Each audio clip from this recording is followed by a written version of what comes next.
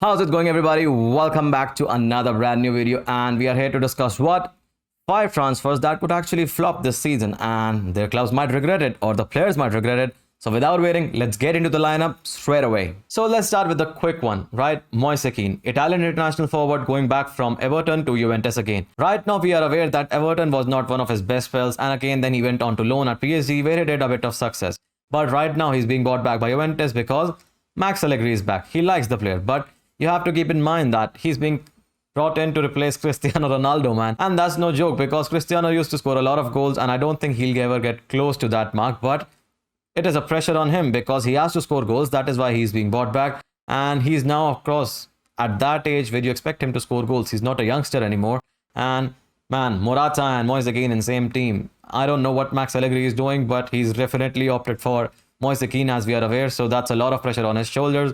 But yet again, we are here to discuss about it. So he's one guy who is on my list for potential flops that could happen this season, unfortunately. So next up in our list is Dayout Upamecano. Dayout Upamecano, again, a very, very young French centre-back who is moving from Leipzig to Bayern for around reported fee of 49 million euros. So that is a lot of fee, mind you. And yet again, Bayern has moved on from Dortmund as their academy to Leipzig as their new one because they've got their coach, they got their midfielder, and of course, Dayout Upamecano, the guy we are talking about, in towards their team. And right now, we are here to talk about Dayout Upamecano. So, as I was talking about his defensive abilities, this guy doesn't feel as solid as the back as David Alaba was. Of course, David Alaba has left. So, you had to replace him. And they got him, of course, in the pre-transfer agreement. And fair enough for them. But he's very young. And in my opinion, in the last few league games that we have seen of this particular season, this guy hasn't done very well because Bayern have been shaky at the back. And I really don't know how will they cope up with this kind of shakiness while they are in the Champions League latter stages.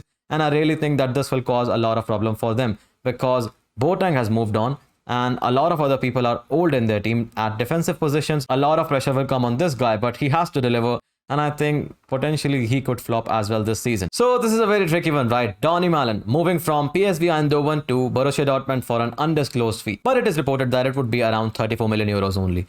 Right now, they are saying that he's a replacement for who? Jadon Sancho, not Erling Haaland, which was being linked from a move away to Dortmund. But he's here. He's a replacement for Jadon Sancho, as quote-unquote reported by Mark Rose, the Borussia Dortmund coach. So we'll take that as, because if he's a replacement for Jadon Sancho, he's not creative as Jadon Sancho was at all, because this guy is a goal scorer, and if you ask him to play out wide, he won't be as effective as you're expecting him to be, because Borussia Dortmund have a main man in the striker, that is Erling Haaland, who is of course staying at Borussia Dortmund this season as it has been confirmed. So if you're expecting a lot of creativity from that guy who is used to scoring goals rather than just being good with his feet or creating chances or running past or dribbling past defenders, so this could bite back Dortmund, of course, heavily. And of course, this might be a project for the future because Dortmund are expecting that Erling Haaland might leave eventually. So it is one for the future then, but this season he could flop heavily and he might not even get that game time because Dortmund might be just forced to stick with Haaland up top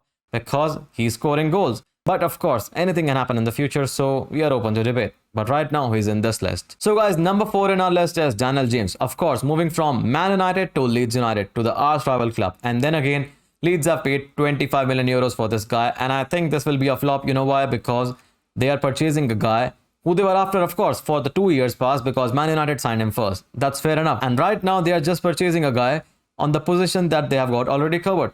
On the right side, they have Rafinha. Rafinha has been superb for Leeds since arriving last season, and of course, on the left side, they have Jack Harrison, for whom they have paid 11 million euros to make the deal permanent to City. So he's being bought to play on bench, to sit on bench, and I don't see Daniel James playing through the center, or if you want him as an out-and-out forward.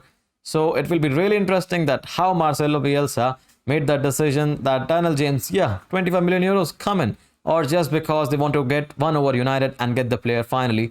And of course, remains to be seen whether Rafinha moves infield, play as a number 10, but I really don't see him moving infield because they have Rodrigo as well, and they have other players as well who plays in that position. So it would be really interesting to see how this move pans out because this, I think, is a panic buy, and I think he's one of the most expensive players in Leeds history as well. So it is, of course, to be seen in the future, but in my opinion, he'll be on this list of flop transfers this season. So let's talk about the last man on the potential flop transfer moves of this season, and that is none other than Sergio Aguero, who has moved on from Man City to Barcelona on a free transfer.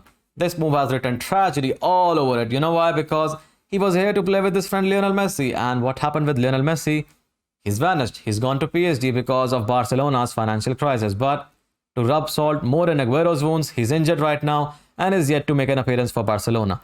But the thing right now is Memphis Depay is taking all the moments and he's doing well with Barcelona at that central number 9 position. So Aguero, it remains to be seen where he will actually play at Barcelona when he's back fit, because we know that Griezmann has left for Atletico again. There is a room for Aguero to be in the squad. We know that. But as a number 9, I'd really see that Aguero can play at that number 9 position only in that team. And Memphis Depay right now is taking the opportunity to make that spot of his own. And of course, Ronald Koeman would prefer Aguero to be fit, of course, but he would like more of Depay because he's scoring goals. So it remains to be seen where Aguero goes with this move. And it remains to be seen what is the synergy of this player with the Barcelona squad. And this is a move that could collapse potentially after one season only. But we know one season, right? Because he's there. He's signed the contract, so he'll be there. Transfer window is closed. And we can only wait for the future and see whenever Aguero makes his debut. And it's in his hand and in Barcelona's hand. So he's the guy who's the one on the transfer potential flop list this season. So he's the last guy on our potential transfer flops of this season. So with that, I would like to say thank you guys for watching. As always, your support means a lot. And please drop a like and subscribe if you haven't already. I post, of course, videos like this almost every day. And we do live streams on Match Chase. So thank you for watching and I'll see you guys in the next one. Bye bye. Peace.